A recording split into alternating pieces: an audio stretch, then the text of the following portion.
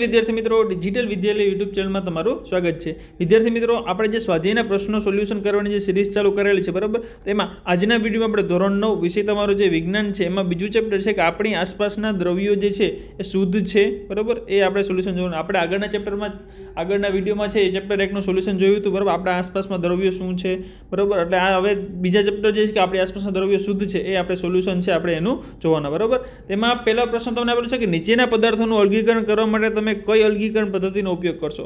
एमां ए तमने आपेल छे कि सोडियम क्लोराइडने पाणीमां बनावेल द्रावणमांथी अलग करवुं होय तो शुं, तो के भाई बाष्पीभवननी प्रवृत्ति छे करवी पड़े। पछी बी छे कि एमोनियम क्लोराइड ने सोडियम क्लोराइड अने एमोनियम क्लोराइडमांना मिश्रणमांथी अलग करवुं होय तो के उद्भवपातननी आपणे अलगीकरण छे आ पद्धति अपनाववी पड़े बराबर। पछी सी छे कि धातुना नाना नाना कणो એટલે કે ટુકડાને મોટરકારના એન્જિન ઓઇલમાંથી अलग करवा હોય તો કે ભાઈ ગાળણની જે અલગીકરણની પદ્ધતિ છે એ अलग કરવી પડે।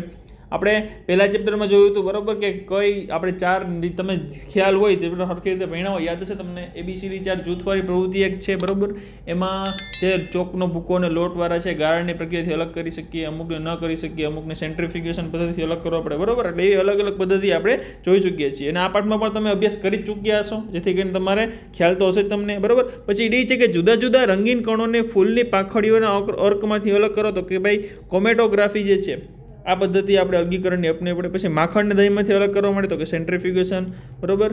ત્યારબાદ આગળ શું છે તો કે તેલને પાણીમાંથી તો કે ભીનકારી ગળણી વડે અલગ કરી શકીએ। ચાની પત્તીને પીવા માટે બનેલ ચામાંથી તો કે ભાઈ ગાળણ દ્વારા આપણે ચા પીએ ત્યારે જે પત્તી હોય આપણી ભાષામાં ભૂકી કહેતા હોય બરાબર, ચા એને ગાળણ દ્વારા અલગ કરીએ। પછી રેતીમાંથી લોખંડની ટાંકણીને અલગ કરો તો કે ચુંબકીય અલગીકરણ। તમે ઘણી વખત ચુંબકથી રમતા હશો, નાના હશો ત્યારે તમને ખ્યાલ હોય કે ચુંબક પડી જાય તો એમાં ધૂળ છે ચોટી જાય, રેતી ચોટી જાય, તો એ લોખંડની શું ટાંકણીઓ હોય એ પણ ચોટી જાય અને થોડુંક ધૂળ પણ ચોટી જાય। લોખંડની ટાંકણીઓ છે આપણે રેતીમાંથી અલગ કરવી હોય તો શું કરવું પડે, ચુંબકની મદદથી આપણે અલગ કરી શકીએ। પછી ઘઉંના દાણાને ભૂસા એટલે કે છોતરામાંથી તો કે ઉપણવાથી। પછી માટી કાદવના બારીક કણોને પાણીમાં નિલંબિત માટીના કણોમાંથી અલગ કરો તો કે નિતારણ અને ગણ, આ પ્રક્રિયા દ્વારા આપણે અલગ કરી શકીએ છીએ બરાબર। ચાલો ત્યારબાદ બીજો પ્રશ્ન છે કે ચા બનાવવા માટે તમે ક્યાં ક્યાં પગલાં લેશો? દ્રાવણ, દ્રાવક, દ્રાવ્ય, ઓગળવું, સુદ્રાવ્ય, અદ્રાવ્ય, ગાળણ અને અવશેષ, આ આપણે શબ્દોનો ઉપયોગ કરીને જવાબ આપવાનો છે। ચાલો તો પહેલાં એક પાત્રમાં દ્રાવક તરીકે પાણી લો, ત્યારબાદ તેમાં દ્રાવ્ય તરીકે ખાંડ લઈ તેને સંપૂર્ણ ઓગાળો। દ્રાવક છે એ પાણી છે બરાબર, આપણે દ્રાવણ બનાવવાનું છે ચાનું, તેમાં દ્રાવક અને દ્રાવ્ય બે વસ્તુની જરૂર પડે, તો જેની માત્રા વધારે હોય એને દ્રાવક કહેવાય એટલે કે પાણી દ્રાવક, અને જે એમાં ઓગળવાનું હોય જેની માત્રા ઓછી હોય એ દ્રાવ્ય। આમ ખાંડ અને પાણીનું દ્રાવણ છે તૈયાર થઈ ગયું તો કે હા। ત્યારબાદ થોડી ચાની ભૂકી ઉમેરો જે પાણીમાં ઓગળતી નથી બરાબર, હાલ ચાની ભૂકી નથી ઓગળતી। પાત્રના જે દ્રાવણ છે એને ઉકાળો, ત્યારબાદ તેમાં દૂધ ઉમેરો, ગળણી વડે દ્રાવણને ગાળો અને ગળણીમાં અદ્રાવ્ય અવશેષ રહેશે બરાબર, જે ભૂકી જે છે અદ્રાવ્ય અવશેષ છે એ આપણે જોવા મળશે। ચાલો ત્યારબાદ ત્રીજો પ્રશ્ન છે કે પ્રજ્ઞા 4 જુદા જુદા પદાર્થોની જુદા જુદા તાપમાને દ્રાવ્યતા ચકાસે છે અને નીચે દર્શાવેલ આંકડા એકત્ર કરે છે કે 100 ગ્રામ પાણીમાં દ્રાવ્ય થયેલ પદાર્થનું વજન કે જે દ્રાવણને સંતૃપ્ત બનાવવા માટે પર્યાપ્ત છે, તો નીચે દર્શાવેલ કોષ્ટક તમને છે એમાં જોઈ લેજો, ખાસ તો કોષ્ટકમાં તમને આપેલું છે। એમાં પહેલું એ છે કે 313 કેલ્વિન તાપમાને 50 ગ્રામ પાણીમાં પોટેશિયમ નાઇટ્રેટનું સંતૃપ્ત દ્રાવણ બનાવવા માટે પોટેશિયમ નાઇટ્રેટનું કેટલું દળ જોઈએ બરાબર।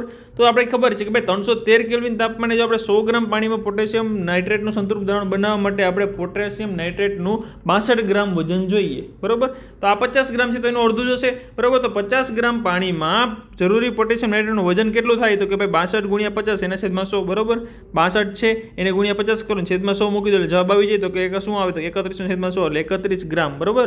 જવાબ શું આવશે આપણો 31 ગ્રામ જે છે આપણે પોટેશિયમ નાઇટ્રેટનું એટલું વજન જોશે બરાબર। ચાલો ત્યારબાદ નેક્સ્ટ છે બી કે પ્રજ્ઞા 353 ગ્રામ તાપમાને પોટેશિયમ ક્લોરાઇડનું સંતૃપ્ત દ્રાવણ બનાવે છે અને તેને ઓરડાના તાપમાને ઠંડુ પાડવા મૂકે છે। જેમ દ્રાવણ ઠંડુ પડશે તેમ તેનું અવલોકન શું હશે સમજાવો, તો કે દ્રાવણ ઠંડુ પાડતા પોટેશિયમ નાઇટ્રેટનું સ્ફટિક છે મળશે બરાબર। ચાલો ત્યારબાદ આગળ છે કે સી છે કે 293 કેલ્વિન તાપમાને દર્શાવેલ ક્ષારની દ્રાવ્યતા શોધો।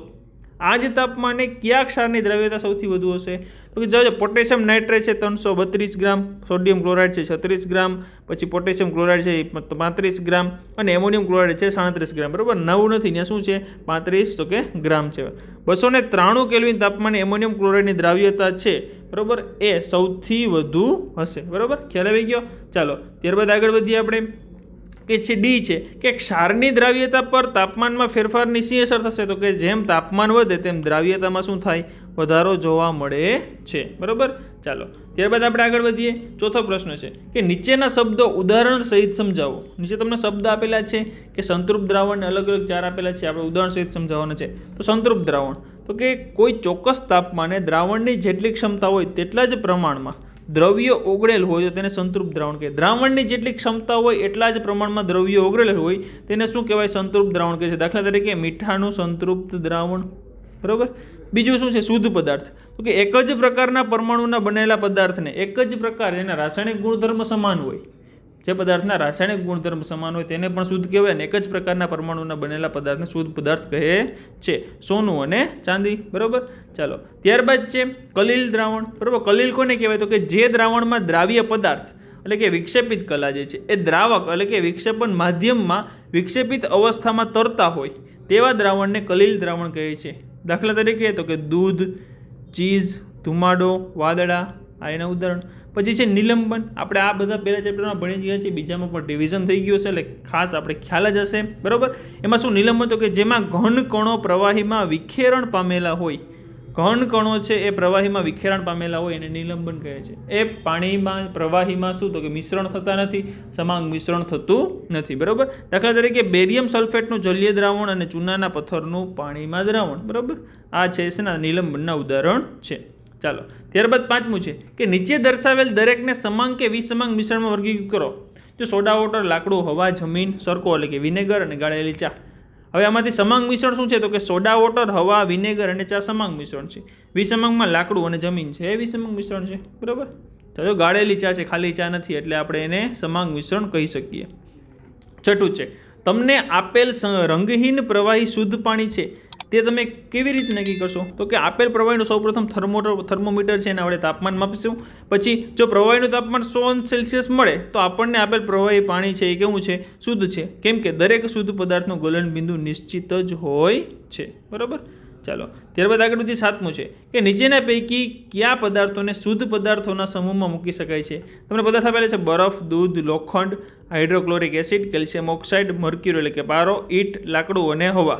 આમાંથી આપણે કોને શુદ્ધ પદાર્થના સમૂહમાં મૂકી શકીએ? તો કે ભાઈ આપેલ પદાર્થમાંથી બરફ, લોખંડ, HCl એટલે કે હાઇડ્રોક્લોરિક એસિડ, બરાબર, કેલ્શિયમ ઓક્સાઇડ અને મર્ક્યુરી પારો છે અને શુદ્ધ પદાર્થના સમૂહમાં આપણે વર્ગીકૃત કરી શકાય છે. બાકી બધા અશુદ્ધ છે, બરાબર. ચાલો ત્યારબાદ નેક્સ્ટ છે આઠમું કે નીચે દર્શાવેલા મિશ્રણોમાં દ્રાવણોને ઓળખો. માટી, દરિયાનું પાણી, હવા, કોલસો અને સોડા વોટર. દ્રાવણ એટલે શું? તો કે એકથી વધારે પદાર્થોના બનેલો હોય દ્રાવણ. તો કે દરિયાનું પાણી, હવા અને સોડા વોટર. આ શું છે? આ 3 છે દ્રાવણ છે, બરાબર. ત્યારબાદ છે નવમું કે નીચેના પૈકી કયો પદાર્થ છે ટિન્ડલ અસર દર્શાવશે? મીઠાનું દ્રાવણ, દૂધ, કોપર સલ્ફેટનું દ્રાવણ અને સ્ટાર્ચનું દ્રાવણ. તો ભાઈ જો અસમાંગ મિશ્રણ હોય, બરાબર, એ ટિન્ડલ અસર દર્શાવશે. તો દૂધ અને સ્ટાર્ચનું દ્રાવણ છે એ ટિન્ડલ અસર દર્શાવશે, બરાબર. બાકી બે મીઠાનું દ્રાવણ છે એ સમાંગ મિશ્રણ થઈ જાય, કોપર સલ્ફેટનું દ્રાવણ છે એ પણ સમાંગ મિશ્રણ થઈ જાય, એટલા માટે એમાં ટિન્ડલ અસર જોવા મળશે નહીં, બરાબર. ચાલો ત્યારબાદ છે 10મું કે નીચેના તત્વ સંયોજન અને મિશ્રણમાં વર્ગીકૃત કરો. તમને પદાર્થના નામ આપેલા છે બધાને. તત્વ, સંયોજન અને મિશ્રણમાં વર્ગીકૃત કરવાના છે. તો તત્વમાં ક્યાં ક્યાં આવે? તો કે સોડિયમ, સિલ્વર, ટીન અને સિલિકોન આ તત્વ છે. સંયોજનમાં કેલ્શિયમ, સાબુ, બરાબર, કેલ્શિયમ કાર્બોનેટ, સાબુ, મિથેન અને કાર્બન ડાયોક્સાઇડ આ છે આપણા સંયોજન. અને મિશ્રણમાં માટી, ખાંડનું દ્રાવણ, કોલસો, હવા અને રુધિર આ છે એ આપણા મિશ્રણ છે, બરાબર. ચાલો ત્યારબાદ આગળ છેલ્લો પ્રશ્ન 11મો આપણો કે નીચેના પૈકી કયા રાસાયણિક ફેરફારો છે? છોડની વૃદ્ધિ, લોખંડનું કટાવવું, લોખંડની ભૂકા અને રેતી એની મિશ્ર કરવા, ખોરાકનું રાંધવું, ખોરાકનું પાચન, પાણીનું ઠરવું અને મીણબત્તીનું સળગવું. હવે રાસાયણિક ફેરફારો ક્યાં છે? તો કે છોડની વૃદ્ધિ એ રાસાયણિક ફેરફાર છે, લોખંડનું કટાવવું, ખોરાકનું રાંધવું, ખોરાકનું પાચન અને મીણબત્તીનું સળગવું આ બધા કેવા છે? તો કે રાસાયણિક ફેરફાર છે. ખ્યાલ આવી ગયો મિત્રો? તો આપણું બીજા ચેપ્ટરનું જે સોલ્યુશન હતું એ પણ અહીંયા પૂરું થઈ ગયું. આવી રીતે તમારા બધા ધોરણના, બરાબર, અલગ અલગ સ્ટાન્ડર્ડ વાઇઝ અને સબ્જેક્ટ વાઇઝ તમારા સ્વાધ્યાયના પ્રશ્નના સોલ્યુશન છે એક મૂકવામાં આવશે, કરવામાં આવશે. તેના માટે તમારે શું કરવાનું છે? ખાસ અમારી સાથે જોડાઈ રહેવાનું છે. એમાં જો તમે ચેનલમાં નવા આવો અને ચેનલને સબસ્ક્રાઇબ ન કરી હોય તો ખાસ ચેનલને સબસ્ક્રાઇબ કરી નાખો અને બાજુમાં રહેલા બેલ આઇકનને દબાવી દો, જેથી કરીને તમારા ધોરણનું સ્વાધ્યાયનું કોઈ વિડીયો અપલોડ થાય તે નોટિફિકેશન છે તમને તરત મળતી રહે. તો વિદ્યાર્થી મિત્રો, વિડીયોને લાઇક કરો, તમારા મિત્રો સુધી શેર કરો, જેથી એ પણ સ્વાધ્યાયનું સોલ્યુશન સમજી શકે અને લખી શકે. આવજો વિદ્યાર્થી મિત્રો. જય હિન્દ, જય ભારત.